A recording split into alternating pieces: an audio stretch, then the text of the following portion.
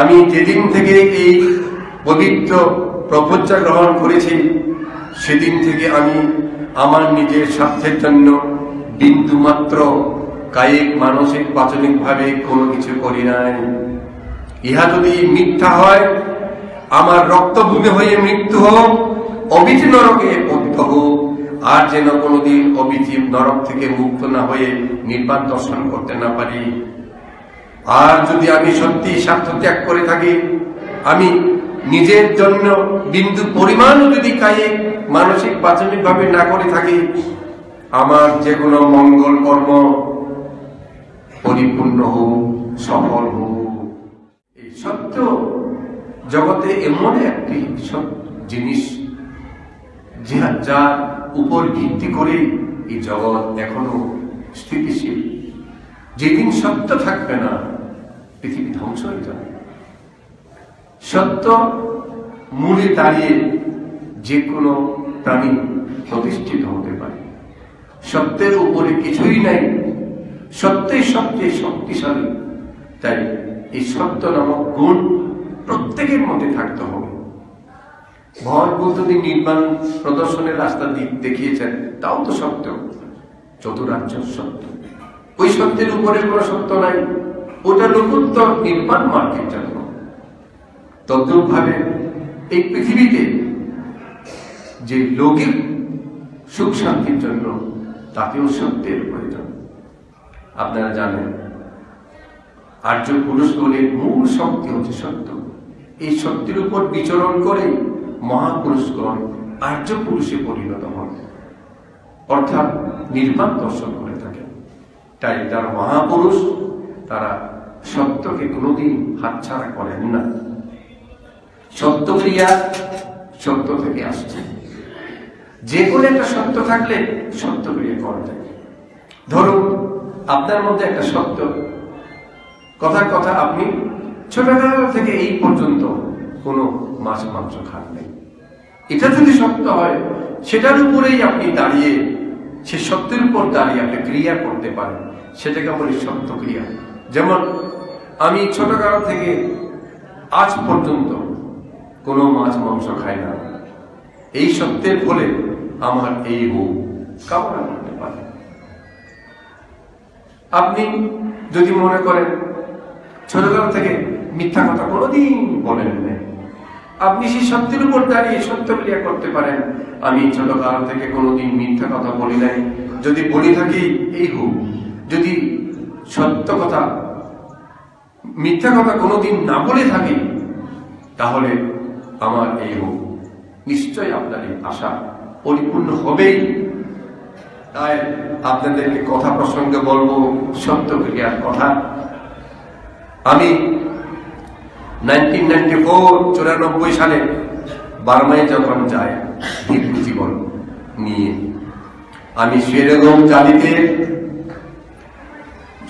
জাতি পূর্ব পশ্চিম উত্তর দক্ষিণ চারদিকে ককশান্ত কোনাগমন কাশ্যপ গৌতম বুদ্ধের মূর্তি আছে। আমি সেখানে পূজা দিয়েছিলাম, স্বর্ণকলা, স্বর্ণ নারিকেল ইত্যাদি ইত্যাদি দিয়ে পূজা দিয়ে আমি সেখানে এই সত্যক্রিয়া করেছিলাম। একটা সত্যক্রিয়া কি করেছি, আমি যেদিন থেকে এই পবিত্র প্রপঞ্চা গ্রহণ করেছি সেদিন থেকে আমি আমার নিজের স্বার্থের জন্য বিন্দু মাত্র কায়িক মানসিক পাচনিক ভাবে কোনো কিছু করি নাই।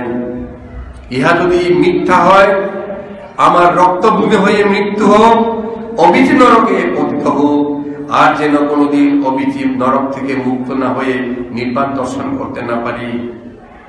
আর যদি আমি সত্যি স্বার্থ ত্যাগ করে থাকি, আমি নিজের জন্য বিন্দু পরিমাণ যদি কায়িক মানসিক পাচনিক ভাবে না করে থাকি, আমার যে কোনো মঙ্গল কর্ম পরিপূর্ণ হোক, সফল হোক।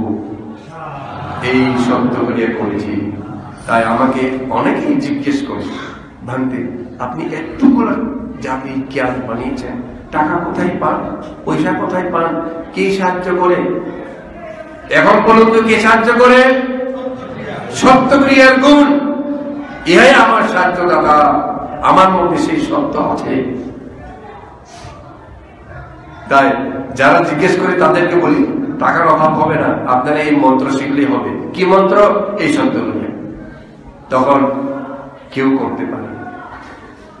পৃথিবীর অধিকাংশ মানুষ কাজ করে দেশের জন্য, কিন্তু তার নিজের জন্য কিছু রাখে।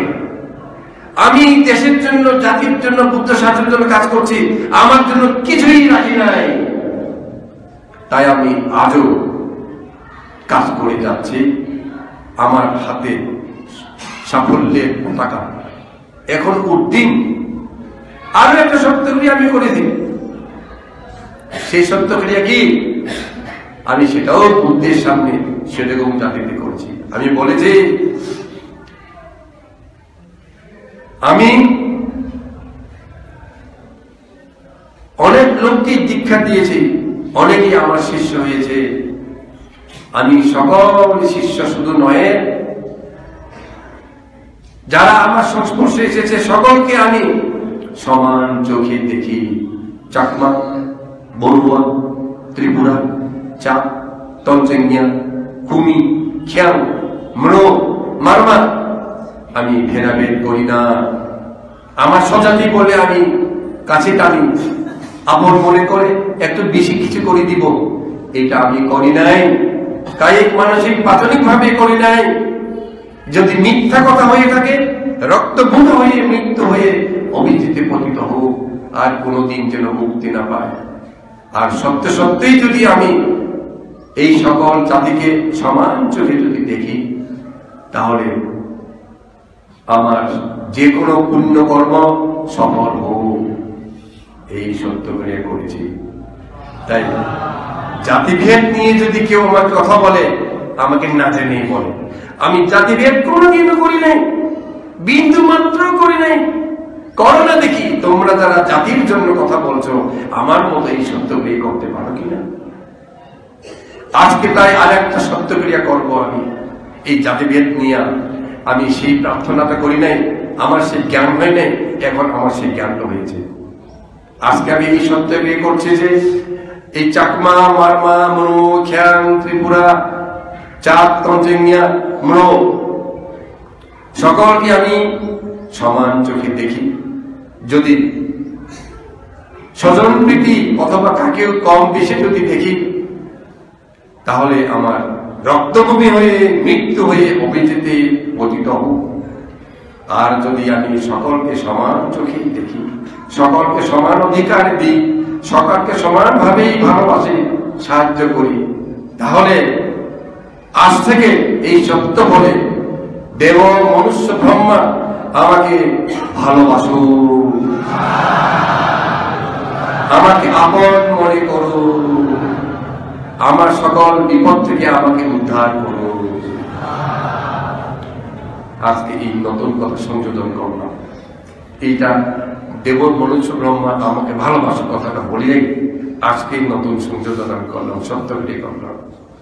আমার শিষ্যদের কথাই বলেছি আমি, তোমরাও এইভাবে সত্যক্রিয়া করার চেষ্টা করো, সকল জাতিকে সমানভাবে দেখায়। তাই আমার কাছে যারা আসে, যে সকল শিষ্য, চাকমা, বড়ুয়া, আমি সবাইকে বলি ভেদাভেদ করিও না, ভেদাভেদ মোটেই করিও না, সকলকে সমান চোখে দেখতে হবে। এই আমার এখানে একজন আছে, আমি কিন্তু প্রশংসা করি যে